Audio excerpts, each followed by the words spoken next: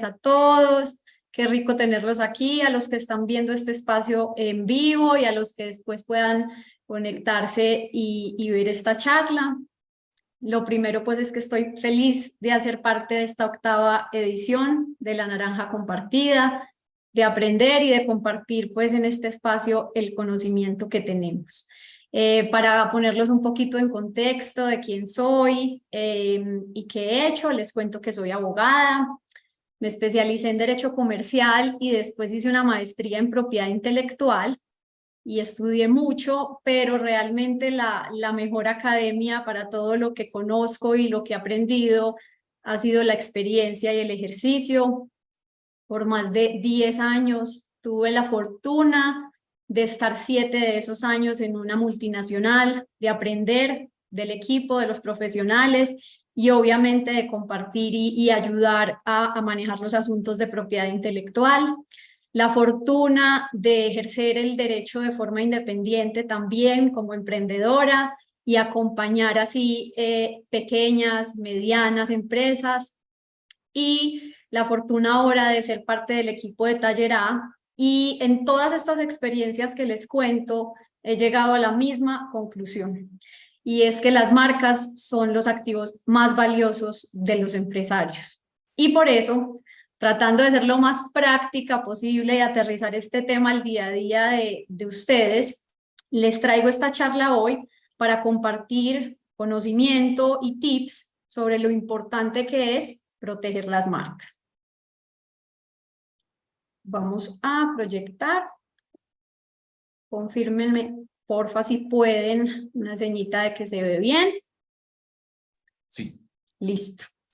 Listo. Entonces, como les contaba, la idea de este espacio, de la forma más práctica y fácil de digerir, es aportar conocimiento para que no nos siga pasando, porque aún cuando parezca un tema recurrente y del que se habla mucho, sigue sucediendo que los empresarios llegan tarde a la protección de sus marcas, que a veces se ocupan más del afán del día a día, de la inversión, del mercado, y se olvidan, que yo sé que saben, pero se olvidan por darle prioridad a otros temas, que la marca al final es ese activo que los conecta con ese público, que transmite el mensaje de lo que hacen, cómo son, cuál es su filosofía. Y entonces esta charla es para que no se nos olvide y siempre partamos de la protección de las marcas. Les prometo que esta es la única diapositiva densa, se los prometo, pero es muy importante que partamos por el principio, para que pues, nos familiaricemos con estos temas y no seamos ajenos a que cuando nos hablan de propiedad intelectual, nos están hablando probablemente de marcas, o por lo menos saber en este espacio cómo conectamos el tema de protección de marca con propiedad intelectual y por qué están relacionados. Entonces, toda esta información que ven, solo para que nos llevemos el mensaje de que la propiedad intelectual es el género, digamos que es la madre, el género de todos los tipos de protección o de derechos que recaen sobre las creaciones del intelecto humano. Entonces, todo aquello que crean los humanos y que cumple con ciertos requisitos podría eventualmente ser susceptible de protegerse como propiedad intelectual, y ya dependerá del tipo de protección que se dé, las distintas clasificaciones. Entonces, teniendo súper claro que el género es la propiedad intelectual, entramos en dos especies o tipos de protección general, que son el mundo de los derechos de autor y el mundo de la propiedad industrial. En el mundo de los derechos de autor se protegen las obras, fotografías, videos, diseños, esculturas, libros, cuadros, todo el tema de obras artísticas y literarias, software, que es otro mundo del que hoy no nos vamos a ocupar, y en el mundo de la propiedad industrial se protegen los signos distintivos y las nuevas creaciones. Entonces ahí, sin profundizar demasiado en esto, solo quiero que nos quedemos con este mensaje hoy. Las marcas son signos distintivos que hacen parte del mundo de la propiedad industrial, que es uno de los tipos de protección de la propiedad intelectual. Solo para que este lenguaje, estos términos no sean ajenos a estas conversaciones y en el día a día de sus negocios sepamos de qué estamos hablando. Ya vamos a aterrizar esto a la práctica y a conducirlos específicamente por el mundo de las marcas y ver lo importante que es todo lo que hay que tener en cuenta desde el punto de vista legal para protegerlas adecuadamente. Entonces, como lo que nos ocupa son las marcas, y ya vimos que son signos distintivos, empecemos por entender, pues al fin y al cabo, ¿qué son esto? ¿Qué son las marcas? Lo primero, las marcas son cualquier signo, cualquiera, que sea perceptible por los sentidos, o sea, que se pueda ver, oler, probar, tocar o oír, perceptible por los sentidos, y que identifique solo una de estas dos cosas, o productos o servicios. Listo, entonces ya vamos a dejar el lenguaje de que las marcas identifican empresas, no, personas tampoco. Las marcas identifican productos o servicios. Listo. Digamos que partiendo de ahí, ya cada uno de ustedes, desde los negocios y lo que hacen en su día a día, puede ir aterrizando a esto. Es decir, cuáles son mis productos y mis servicios y cuáles son los signos con los que yo los identifico en el mercado. Ahora, como les dije que era cualquier signo, lo más familiar y lo que más fácil, pues digamos, a lo que más fácil hemos tenido acceso es a conocer las marcas tradicionales, las más comunes, es decir, los signos que típicamente se usan para identificar productos o servicios. Entonces, una palabra, un logo, una figura. Lo que quiero mostrarles hoy, sobre todo para despertar esa conciencia en la capacidad que tienen de identificar sus productos o servicios con un montón de signos, es que conozcamos que más allá de esas marcas tradicionales hay otros tipos de signos que también son susceptibles de proteger como marca. Entonces volvamos pues a los tradicionales, los que siempre hemos visto, que incluso aún siendo tradicionales hay unos menos comunes que otros. Entonces el más conocido es la marca nominativa, que es única y exclusivamente una expresión. No tiene diseño, no tiene un tipo de letra específico, no hay color, la palabra. Listo. Les traje este ejemplo de una misma organización y cómo pueden ver que lo que en el mercado decimos es una marca, Pepsi, tiene distintas formas de representarse y por ende de clasificarse. Listo. Entonces, la palabra Pepsi sola, marca nominativo. Marca mixta, el conjunto de expresiones o letras con un diseño. En el ejemplo que les traigo ven la expresión y además un elemento gráfico. Siempre que vayan juntos será una marca mixta. Ahora, la figurativa es cuando elimino las palabras de ese elemento gráfico o las letras y pongo solo figuras. Listo, pues aquí el elemento gráfico que ven de la figura tradicional de Pepsi, pero un ejemplo muy conocido, el chulo de Nike, solamente la figura, son marcas figurativas. Y las tridimensionales son aquellas que consisten en una forma tridimensional, las tres dimensiones. Les traje este ejemplo simplemente para hacerlo transversal y ver cómo de una misma marca que uno cree en el mercado es una sola, hay diferentes tipos dependiendo de lo que contengan. Y esto que les abra, yo creo que la invitación es abrir la imaginación, la creatividad y apropiarse de todo lo que ustedes ya usan y que de pronto se den cuenta que también puede protegerse. Entonces es muy común. Tenemos la marca nominativa, pero sabemos que hay medios a través de los que nos comunicamos en los que o la expresión es muy larga o queremos generar una recordación pues más rápida con un elemento gráfico y usamos un icono, una figura, un dibujo, sea en el perfil de las redes sociales, sea en aplicaciones de producto donde no quepa muy largo, en fin, empiecen a mirar cómo si al final con esos signos yo lo que quiero también es identificar mi producto o mi servicio, también estoy en presencia de una marca y también puedo registrarla y protegerla como marca y ya vamos a mirarlo en adelante. Ahora, esas son las tradicionales, las más conocidas, las más comunes en el registro ante las autoridades marcarias, pero como la forma de comunicarnos cambia, como el mercado a unas velocidades que ustedes conocen mejor que yo, de esa necesidad de diferenciarse, de ser vanguardistas, ahora con la tecnología y todas las posibilidades que hay, han venido entrando unas marcas no tradicionales o no tan comunes que pues quiero compartirles que también son susceptibles de proteger. Unas con más retos que otros, por lo que implica, ya vamos a ver, representarlas gráficamente, diferenciarlas, pero indiscutiblemente todas son susceptibles de ser marcas, o sea, signos con los que se diferencien productos o servicios. Las marcas gustativas consisten en sabores y es cuando con un sabor yo diferencio un producto o un servicio. Las marcas olfativas, igual, con un olor, diferencio un producto o un servicio. No sé si han notado que se ha vuelto muy común entrar a almacenes. Antes sucedía solo en almacenes de ropa. Hoy pasan muchos distintos que uno entra y detecta un olor. Y uno ya solamente con oler esa fragancia lo lleva a ese origen empresarial, a ese producto, a ese servicio. Eso se vuelve marca. Y cumpliendo con unos requisitos que vamos a ver más adelante, eventualmente podría ser susceptible de protección. Las marcas táctiles. En Colombia es un ejemplo real.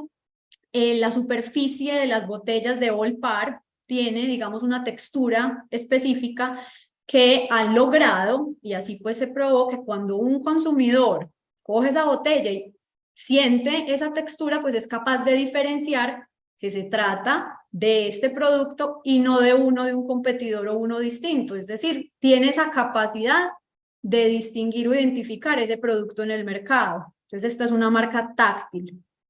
Las sonoras. Somos, digamos, destinatarios, usuarios de estas marcas permanentemente, desde sus casas. Están sentados trabajando y oyen las campanitas de Cremelado, el jingle de Coordinadora, la canción de Dunkin' Donuts. Todo esto son sonidos con los que los empresarios han logrado identificar ese origen de sus productos o sus servicios y diferenciarlos en el mercado, y son susceptibles de proteger como marcas. Ahora, unas todavía más sofisticadas, las marcas de color.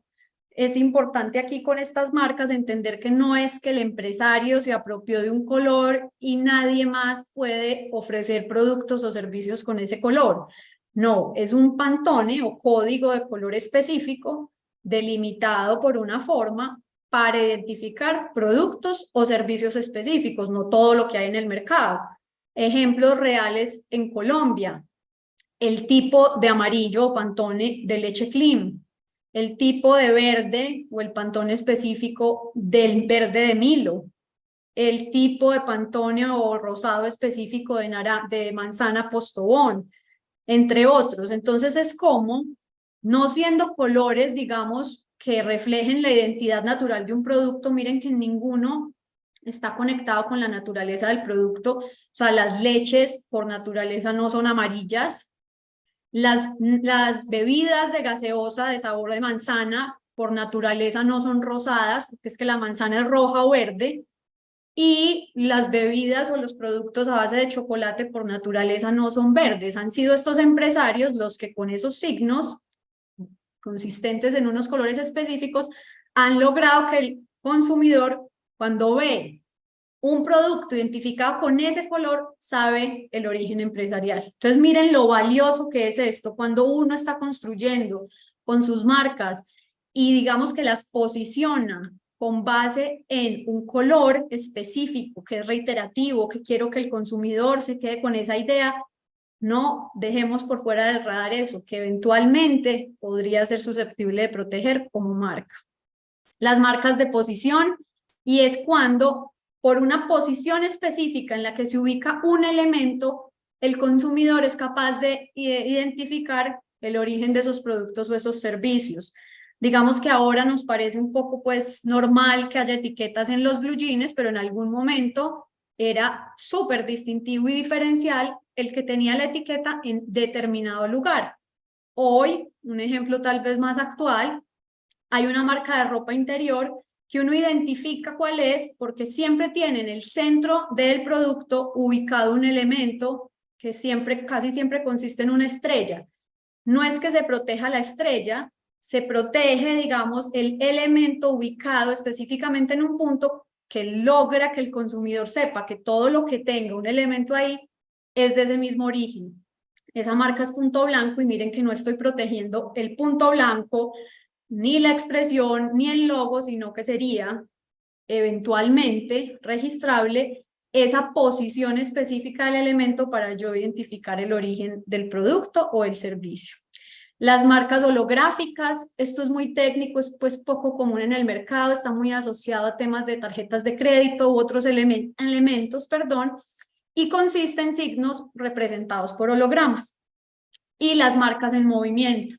No sé si, digamos, se acuerden cuando existían los Nokia, que uno iniciaba, prendía el celular y salían siempre estas dos manos uniéndose, era un movimiento que aun cuando no apareciera el Nokia abajo, lograba que uno se conectara con ese origen. En Colombia, el movimiento de este gesto, este movimiento gestual del todo bien, del pibe, entre otros, pero miren cómo empieza a evolucionar la forma de identificar productos o servicios y que vuelvo y les digo, quiero es despertar esa conciencia en ustedes para ser creativos y para acompañar esa creatividad de la protección correspondiente como marca. ¿Listo?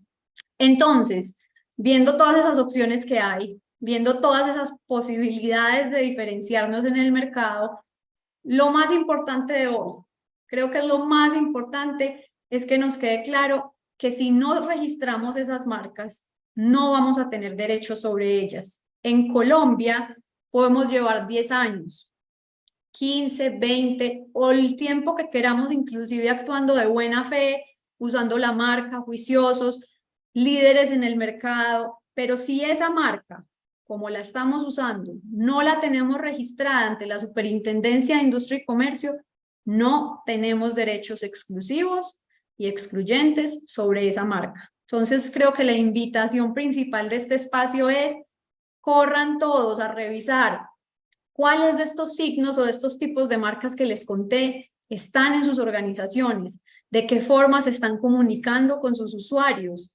gráficamente, con sonidos, con olores, con movimientos, con elementos en una posición determinada, con elementos gráficos, logos que son las tradicionales, y correr a revisar el estado de protección de esas marcas. En todos aquellos casos donde encuentren que no está protegido, la invitación es a proteger esas marcas y a no quedarse tranquilos, porque les digo, es cada vez más común, uno esperaría que no, encontrarse empresarios diciendo: es que yo ya tengo mi marca nominativa registrada y me copiaron el diseño o me copiaron el aroma. No, cada una es independiente y cada una requiere su protección. Listo, ya vamos a ver qué es lo que hay que tener en cuenta para uno decir: listo, fui muy juicioso, tomé todas las medidas que tenía que tomar y puedo estar tranquilo desde el punto de vista legal con la protección de mi marca.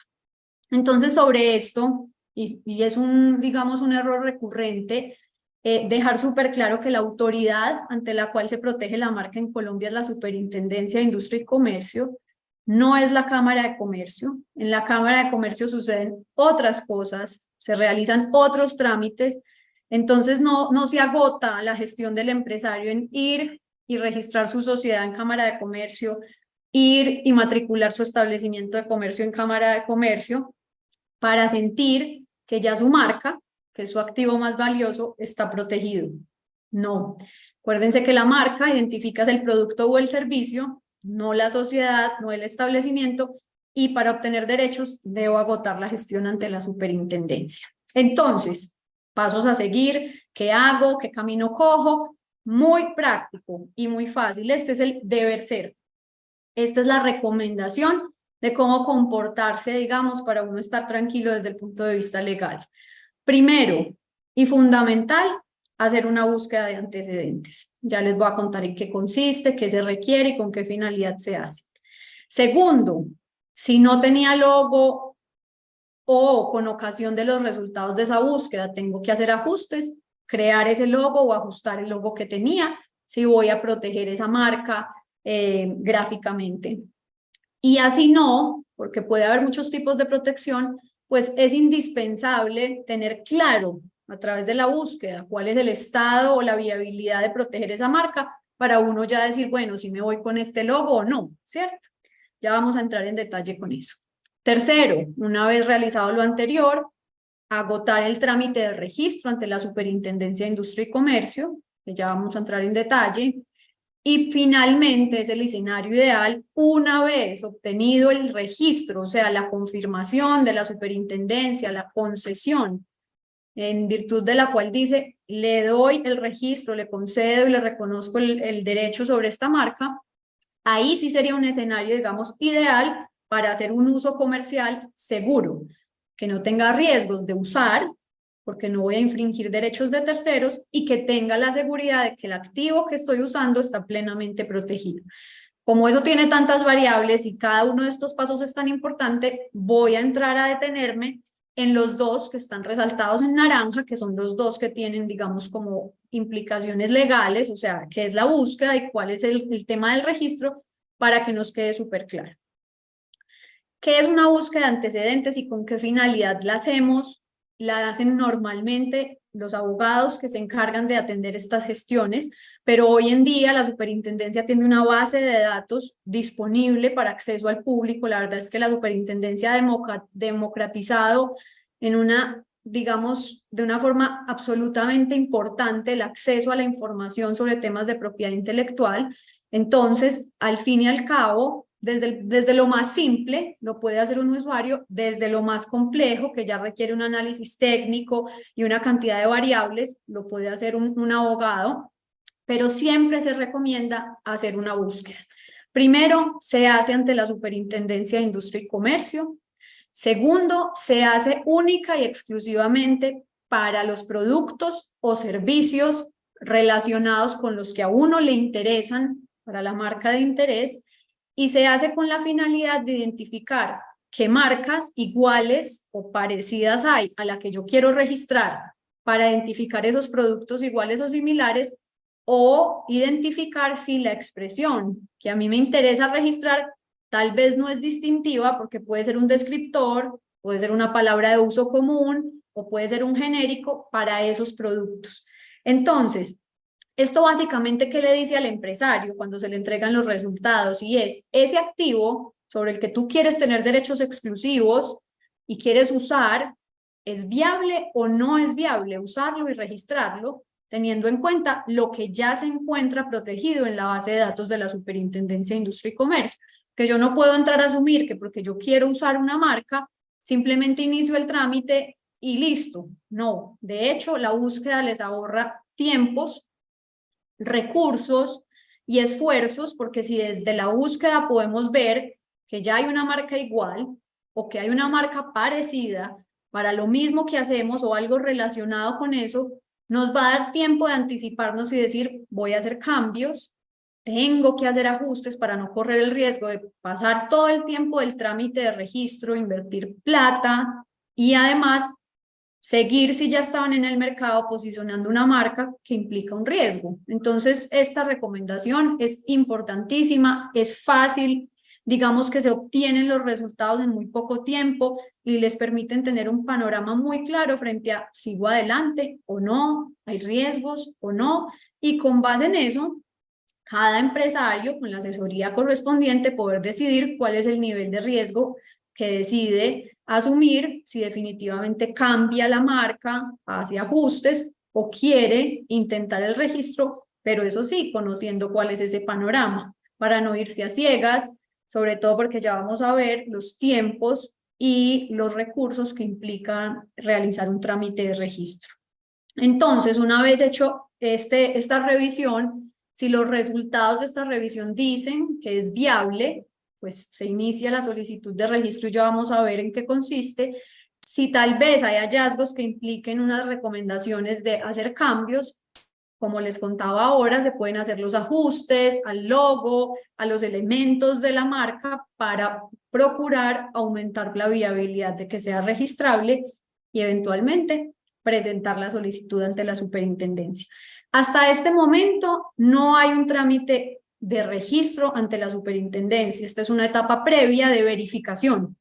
Es como quien dice, yo quiero revisar si lo que yo quiero registrar, si es viable o no.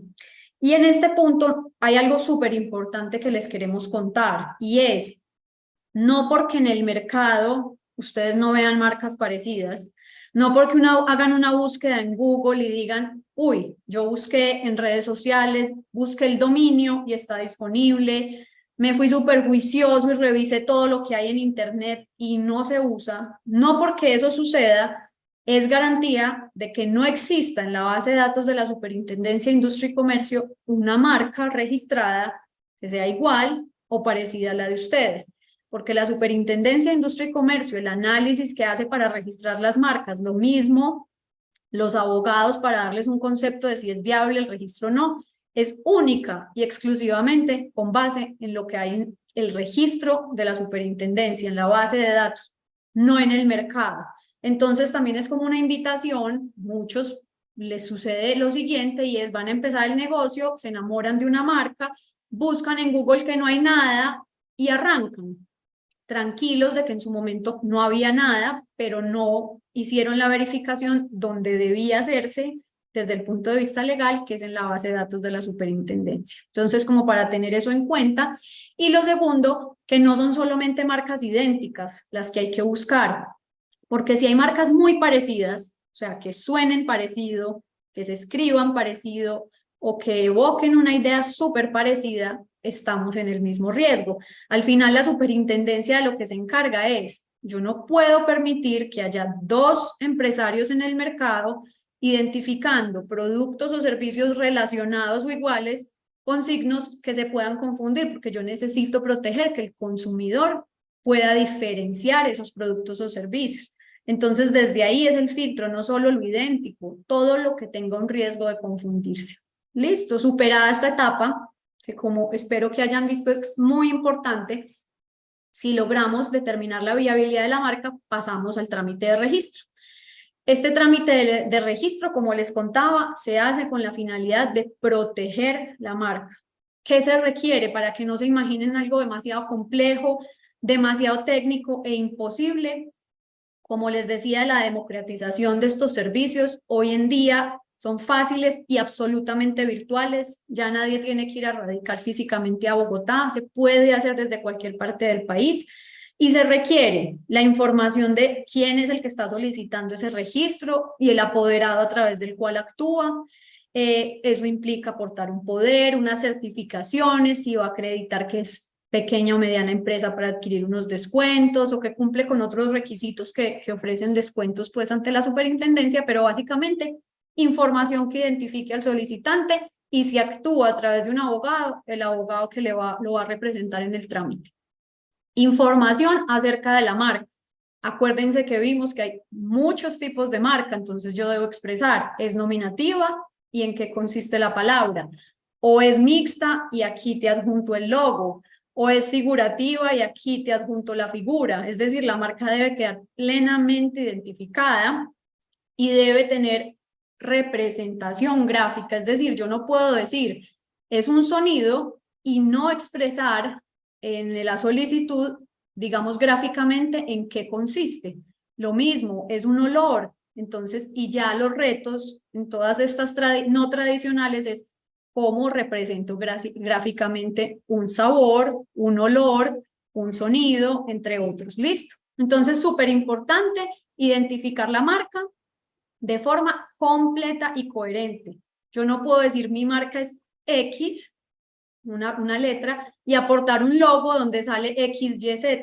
Debe coincidir plenamente lo que yo estoy declarando que es mi marca con la evidencia que aporto para ello. Le debo decir a la superintendencia cuáles son los productos o los servicios que yo quiero identificar con esa marca. Yo no le puedo decir que voy a registrar una marca para todo. Y si quiero registrarla para todo, me debo esforzar por indicar cada uno de los servicios o productos posibles que se encuentran en una clasificación, que básicamente es una lista. Técnicamente se llama la clasificación de NISA, pero es una lista donde del 1 al 45 se agrupan productos o servicios, y entonces le dicen a la superintendencia, quiero registrar la marca Pepsi en clase 32 para bebidas. Quiero registrar la marca X en clase 35 para estos servicios. Listo, entonces también debe quedar plenamente identificado cuál es la clase y cuáles son los productos o servicios. Y debo pagar unas tasas. La superintendencia cada año expide una resolución donde dice cuánto vale cada una de las gestiones ante la superintendencia y se paga por cada clase que yo solicite el registro. Hay acceso a descuentos por ser microempresarios y hay una serie de beneficios que en su momento pues quien los asesore los podrá orientar para que los obtengan. Eso es lo que se requiere para yo decir, radico ante la superintendencia mi solicitud de registro. Solo a partir del momento en el que radiqué, empieza a surtirse el trámite de registro y tiene 3 etapas para que más o menos nos hagamos esa idea y nos quede súper claro y no nos siga pareciendo un mundo y como un embudo que por el que se fue mi trámite y no tengo ni idea qué pasó. 3 momentos. El primero, la superintendencia estudia si cumplo con todos los requisitos, toda la información, los documentos, lo que les contaba ahora, la marca, los productos, los servicios, y si está ok, pasa a la segunda etapa. Publicación. Se publica en una gaceta, se llama así técnicamente, pero básicamente es un archivo que cada 10 días está disponible para que se consulte y uno puede revisar como abogado de marcas interesado en la protección de las marcas de los clientes, qué marcas se están publicando y si llegare a notar que la marca que está en trámite publicada es parecida o confundible con una marca registrada, tiene la posibilidad de presentar una oposición. Es una actuación en la que uno le dice a la superintendencia, vení, esa marca se confunde con esta mía que está registrada. Por estos y estos motivos no se conceda el registro. Se da la oportunidad de responder esa oposición. Si no se presentan oposiciones, igual se toma todo el tiempo, los 30 días de publicación y con o sin oposiciones pasa a la etapa final, que es el estudio de fondo. Es ahí cuando una persona de carne y hueso de la superintendencia recibe el expediente con la solicitud y revisa.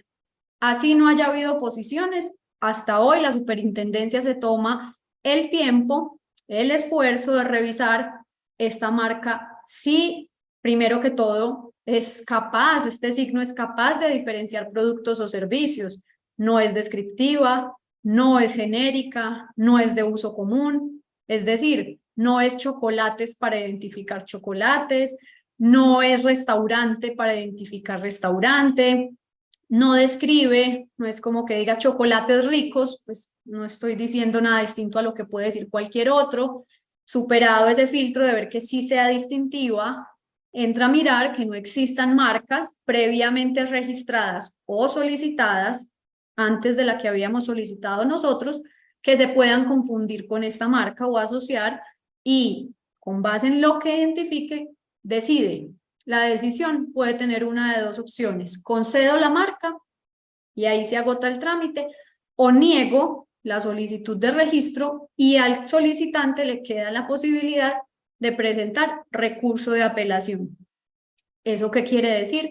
Presentar un documento donde uno le diga al superior jerárquico, o sea, a la autoridad por encima de aquella que resolvió dentro de esa superintendencia, no estoy de acuerdo con esta decisión por este y este motivo y solicito que se revise, se revoque la decisión de negar y se conceda. Se resuelve esa segunda instancia o ese recurso y ahí se agota el trámite ante la superintendencia.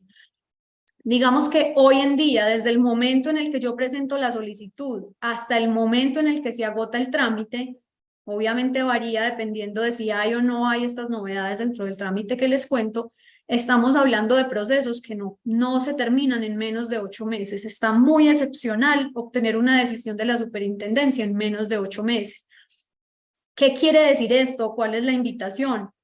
Ponerse las pilas, hacer estos trámites lo más rápido que puedan, porque ya saben, o ya vimos, que solo hasta obtener el registro yo tengo derechos. Entonces, si yo voy a salir al mercado, si yo voy a hacer una súper inversión apostándole a una marca, ojalá yo ya tenga el registro concedido. Si es imposible, si como empresario digo, me la juego, por lo menos la búsqueda que les haya dicho, miren, este es el panorama que se estima que puede tener este registro para que ya ustedes puedan dimensionar y decir, asumo o no asumo el riesgo de empezar a usar mientras se surte el trámite. ¿Por qué? Porque si el trámite, la consecuencia del trámite es negación, eso implica que no concedieron el derecho. y que no tengo la posibilidad de usar exclusivamente esa marca. Y si eso es con base en registros previos, además estaría corriendo un riesgo de usar una marca que va en contra o afecta los derechos de un tercero. Entonces, por eso es tan importante agotar estas gestiones a tiempo para cubrir inclusive este tiempo que toma la superintendencia en el registro y evitar al máximo riesgos legales de usar marcas sin tener registros previos. Por último, les decimos a los empresarios que ahí no se agota, porque la verdad es que a partir de ahí es que empieza otro mundo, y es ¿qué hago después de que la registré?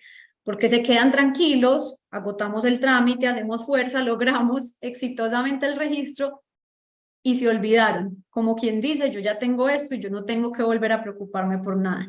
Entonces aquí hay como estas últimas 4 recomendaciones para que seamos muy conscientes de que después de tener el certificado de registro no se acaba y no se agota como la importancia de estar conectados con estos temas. Lo primero, usar la marca. Eso parece muy obvio, muy típico, pues claro, ¿para qué la registré? Pues les cuento, con el registro de marca surgen 3 cosas. El primero, el derecho exclusivo a usar la marca tal cual la registraron para los productos o servicios. El segundo, el derecho excluyente, es decir, la posibilidad de decirle a terceros que no pueden usar marcas que se confundan o asocien con la de ustedes. Y el primero, usar exclusivamente. Segundo, excluir el uso de terceros. Y el tercero es una obligación o un deber, y es de usar la marca. ¿Por qué? Porque como me están dando derechos exclusivos, yo no puedo simplemente bloquear el registro de terceros para un signo que yo no quiero usar en el mercado, que no me interesa. Bloqueé, seguramente va a ser un problema para que otros registren marcas que sí les interesan, pero a mí no. Entonces la ley trae como una obligación, y es, yo estimo que toma tiempo preparar un negocio, entonces doy un plazo de 3 años, a partir del cual, si usted en esos 3 años no ha hecho un uso continuo y relevante de su marca, queda susceptible de ser cancelada por no uso. Por eso digo que es una obligación y hay que tener pilas, y es la marca tal cual está registrada. No es una marca parecida, pero con unos cambios esenciales. No es que tengo la marca con un logo y la uso de otra forma. No, usar la marca tal cual la protegí, para no correr nunca el riesgo de que llegue un tercero al que mi registro le representa un obstáculo y diga, ve, está registrada, pero esta gente no la usa. Presenta una acción de cancelación por no uso, y si yo no demuestro que la usé en los últimos 3 años, pierdo el registro. Entonces el mensaje es, pilas, esas marcas que costó esfuerzo, tiempo y recursos registrarlas, hay que usarlas en el mercado. Nos preguntan un montón, bueno, la registro así, pero la puedo usar de otra forma. No tiene sentido que uses la marca de una forma distinta a la que la protegiste. Quedas sin protección frente a la que la estás usando, y te queda un registro de papel que en cualquier momento te van a poder cancelar si no usas. Entonces, súper importante, las marcas son para usarlas. Segundo, la vigilancia.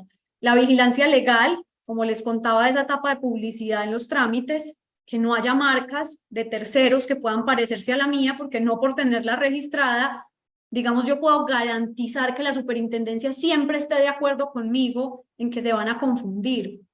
No sobra en que yo esté pendiente, vigile esas publicaciones a través de los abogados que se especializan en el tema, y de identificar una solicitud de marca igual o parecida a la mía, intervenir en el trámite, no guardar silencio, para poderle ilustrar a la superintendencia por qué consideramos que se pueden confundir o asociar, y tratar de impedir ese registro.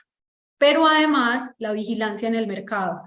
No quiero que haya registros de marca de papel y ustedes bracicruzados viendo cómo el mercado se llena de copias y no se hace nada.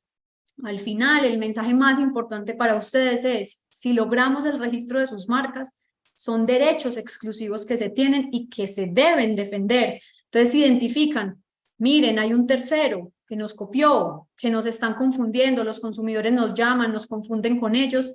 Por favor, levanten la mano, acudan a un experto que pueda ayudarles a resolver eso, para que no dejen pasar y no toleren las imitaciones y las infracciones cuando tienen derechos de marcas, porque ahí, si no hacemos nada, esa tolerancia va en contra de nosotros. No nos sirve de nada tener un registro marcario y ver el mercado llenarse de copias y no tomar medidas.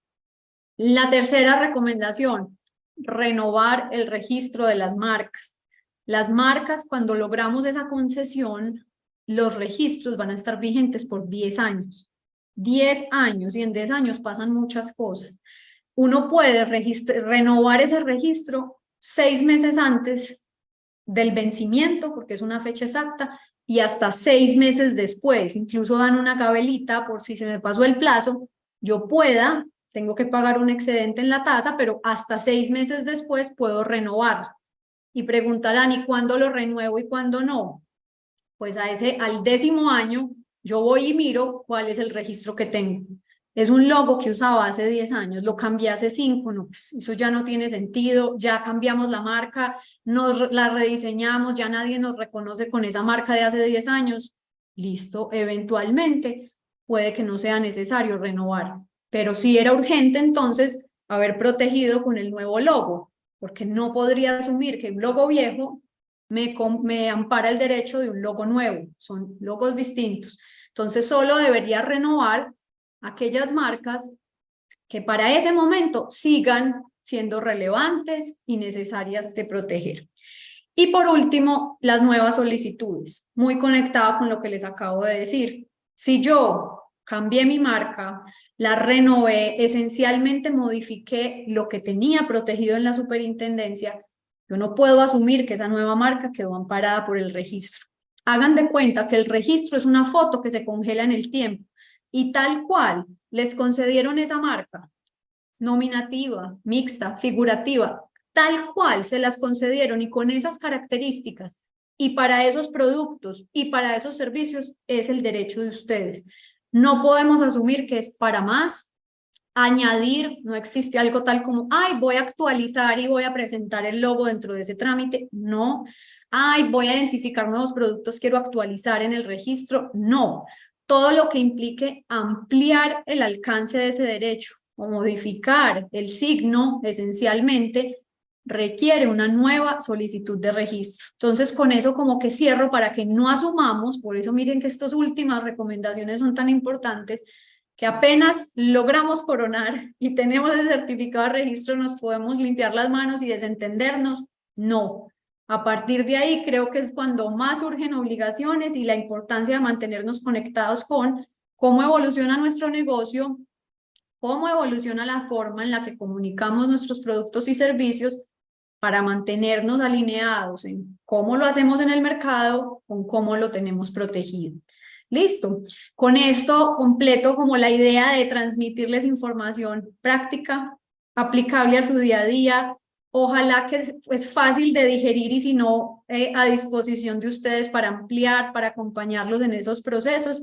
Y ojalá se haya quedado el mensaje más importante y es, si las marcas están de acuerdo conmigo en que las marcas son los activos más importantes de sus empresas, no nos quedemos sin protegerlas. Listo. Mil gracias a todos por la atención, por la asistencia y súper a la orden para lo que necesiten en el futuro de parte mía o de Taller A en estos asuntos.